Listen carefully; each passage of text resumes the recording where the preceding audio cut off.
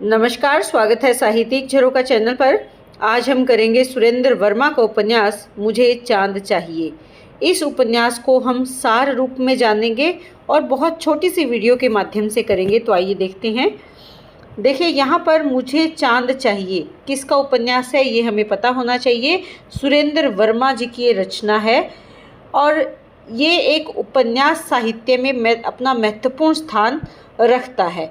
तो जो भी उपन्यास लिखे गए हिंदी साहित्य में, उनमें सुरेंद्र वर्मा का नाम विशेष रूप से आदर के साथ और सम्मान के साथ लिया जाता है, क्योंकि हिंदी साहित्य में जो इन्होंने अपना योगदान दिया उसमें उपन्यास साहित्य को समृद्ध करने में भी इनका विशेष स्थान है। और मुझे चांद चाहिए इस उपन्यास के लिए 1996 ईस्वी में इनको साहित्य अकादमी पुरस्कार से भी सम्मानित किया गया। सुरेंद्र वर्मा ने इस उपन्यास में अभिनय कला के लिए किए जाने वाले कलाकार के संघर्ष का बहुत गहराई से, उसकी पीड़ा का जो बोध है या उसकी पीड़ा को और कलात्मक संयम के साथ उसका चित्रण भी किया है। देखिए, जब भी एक कलाकार जो अभिनय करने वाला है वो अपने जीवन में आगे बढ़ने का प्रयास करता है तो उसे बहुत ज़्यादा संघर्ष करना पड़ता है, विशेषकर एक नारी को, एक स्त्री को, एक लड़की या महिला को। तो यहाँ पर भी उसी संघर्ष का चित्रण किया है और बहुत ही गहराई से उसके पीड़ा बोध को बहुत बड़े ही कलात्मक तरीके से उसको चित्रित करने का प्रयास इसमें किया गया है। 1993 में अपने प्रकाशन के साथ ही यह उपन्यास अभिनय कला के संकटों से हिंदी पाठकों को परिचित करवाता है कि अभिनय के क्षेत्र में अगर कोई जाता है तो उसके जीवन में कितने संकट है। ये सब इस उपन्यास के माध्यम से बखूबी जान पड़ा है किनको, जो इसको पढ़ने वाले पाठक हैं। इस उपन्यास के जरिए सुरेंद्र वर्मा हिंदी उपन्यास जगत में अपनी एक खास पहचान बनाने में भी सफल रहे हैं। इस उपन्यास की कहानी की अगर बात करें तो ये 3 खंडों में विभाजित है। प्रत्येक खंड के कई खंड को कई शीर्षकों में बांटा हुआ है और अंत में उपसंहार के द्वारा उपन्यास को समाप्त किया गया है। उपन्यास की कहानी कहाँ की है? देखिए, इसमें जो स्थान लिया गया है वो है शाहजहांपुर, लखनऊ, दिल्ली और मुंबई के इर्द गिर्द बुनी हुई है। क्योंकि एक कलाकार की कहानी है तो निश्चित है कि उसका जन्म कहाँ है, शाहजहांपुर में हुआ है। दिल्ली में उसने शिक्षा ली और मुंबई में अपनी कला आजमाइश के लिए वो पहुंची। तो अलग अलग स्थानों में शाहजहांपुर, लखनऊ, दिल्ली और मुंबई के इर्द गिर्द ये कहानी घूमती है। कहानी की शुरुआत कहाँ से होती है? शाहजहांपुर से होती है, जहाँ पर नायिका का परिवार रहता है। अब अगर बात करें इसमें नायिका कौन है तो वो है वर्षा वशिष्ठ। देखिए, वर्षा वशिष्ठ यह नायिका है और उसके जीवन में जो संघर्ष है, जो सफलताएं हैं और आकर्षणों की कहानी हम इसे कह सकते हैं। ये शाहजहांपुर की रहने वाली हैं।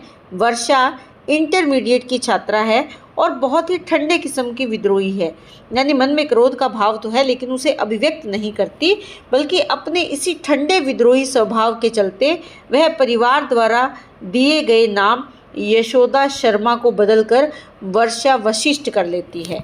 इसके बाद आगे की पढ़ाई के लिए वो शाहजहांपुर के मिश्री लाल डिग्री कॉलेज में दाखिला लेती है। देखिए, जो वर्षा है इसका पहले नाम परिजनों ने नाम क्या रखा? यशोदा शर्मा। तो ये एक शर्मा परिवार की लड़की है। इसके पिता इसके नाम परिवर्तन का विरोध करते हैं तो ये इस बात को खारिज करती है। वो कहती है यशोदा नाम दिया गया मुझे, किस लिए, क्या खासियत थी, सिर्फ वो कृष्ण की माता थी। तो ये उन सामाजिक विचारों को जो धर्म से जुड़े हुए हैं या जो एक ब्राह्मण परिवार के लड़की के विचारों के माध्यम से ये दिखाना चाहते हैं कि वर्तमान समय संकीर्णताओं का समय नहीं है, वर्तमान समय नई सोच का समय है।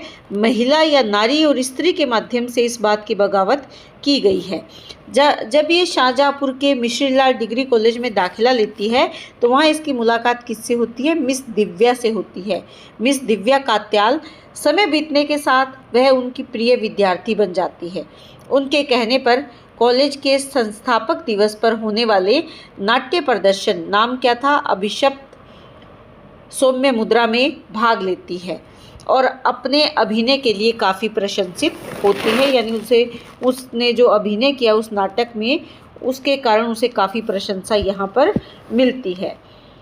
अभिनय उसे उसकी निजी ज़िंदगी के कड़वाहटों से बहुत सुकून देता है। जो उसके जीवन में कड़वाहट थी, परिस्थितियाँ जो विपरीत थी, उन परिस्थितियों से दूर भागना या उन परिस्थितियों से बचने के लिए जो उसे जीवन में सुकून चाहिए, वो किससे मिलता है? अभिनय के द्वारा उसे मिलता है, जिसके कारण वह काफ़ी प्रभावित होती है और अभिनय कला को अपने भविष्य के तौर पर चुनती है। यानी उसने अपना भविष्य किस में देखा? अभिनय में। इसके लिए वह राष्ट्रीय नाट्य विद्यालय दिल्ली में जाकर दाखिला लेती है और अभिनय कला के 3 वर्ष का प्रशिक्षण प्राप्त करके एक कुशल अभिनेत्री के रूप में अपनी पहचान बना लेती है। बाद में एक कलाकार की हैसियत से ड्रामा स्कूल के रिपर्टरी में काम करते हुए उसे फिल्म में काम करने का प्रस्ताव मिलता है और वो उस अवसर को जाने नहीं देती, बल्कि उसे स्वीकार कर लेती है। इस तरह उसका नया सफ़र शुरू होता है। कहाँ पर? मुंबई में।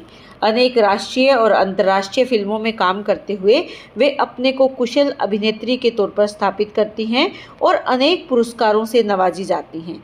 साथ ही अपने निजी जीवन में अपने प्रेमी, जिनका नाम क्या है? हर्ष है, उसके बच्चे की अनब्याही मां बनने का साहसिक फैसला भी करती है।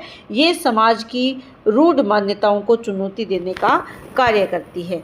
देखिए, जो वर्षा है वो हर्ष से प्रेम करती हैं और उनका प्रेम ऐसा प्रेम है जो सीमाओं में बंधा हुआ नहीं है, बल्कि वो हर उस रिश्ते को निभाते हैं जो एक पति पत्नी तक का रिश्ता होता है। लेकिन किसी कारणवश हर्ष की मृत्यु हो जाती है और उसके द्वारा जो उसकी कोख में उसका बच्चा पलता है, वो उसको पालने का निर्णय लेती है, उसको जन्म देने का निर्णय लेती है और अनब्याही माँ बन जाती है। लेकिन उसके मन में अभी भी एक कसक बाकी है कि काश हर्ष जिंदा होते, लेकिन ऐसा नहीं है। अनब्याही माँ बनने के कारण उसे समाज के जो रूढ़िवादी लोग हैं या जो रूढ़ मान्यताओं को मानने वाले लोग हैं, उनका भी सामना करना पड़ता है। उनके निर्णयों के विरुद्ध उसे जाकर अपने बच्चे को जन्म देना होता है, लेकिन वो ऐसा करती है और अब वो एक संपूर्ण स्त्री का व्यक्तित्व धारण करती है। अब वो केवल औरत, एक बेटी नहीं, एक नारी नहीं, बल्कि एक माँ की भूमिका में भी आ जाती है।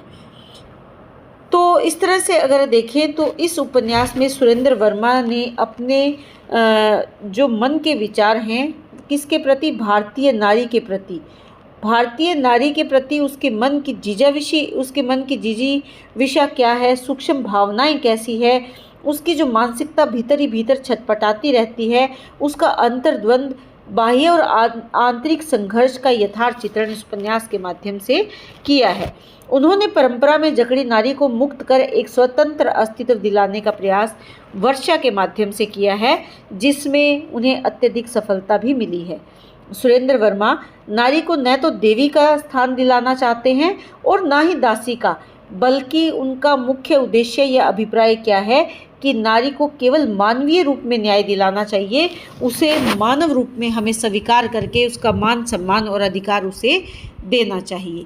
तो यहाँ पर नारी मुख्य पात्र है, नायिका के रूप में है और उसे अपना चांद चाहिए, अपने जीवन का प्रकाश चाहिए, अपने जीवन के निर्णय वो स्वयं कर सके, समाज की रूढ़िवादिता और उसकी मान्यताओं के प्रति वो संघर्ष कर सके, इतना साहस वो नारी को देना चाहते हैं इस उपन्यास के माध्यम से।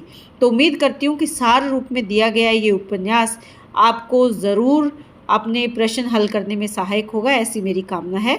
बहुत बहुत धन्यवाद।